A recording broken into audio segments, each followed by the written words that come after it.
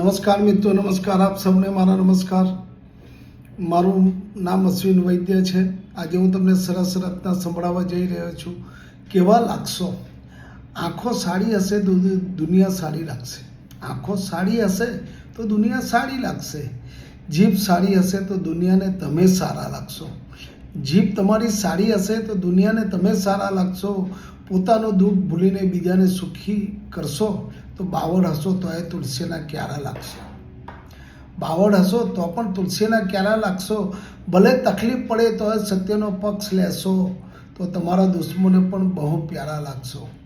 જિંદગીમાં જે રોલ મળે એ ખૂબીથી ભજવશો તો તમારી ફિલ્મના ચમકતા સિતારા લાગશો. બંધ મનના લોકોની વચ્ચે ખુલ્લું મન રાખશો તો નીચા મકાનો વચ્ચે ઊંચા મિનારા લાગશો.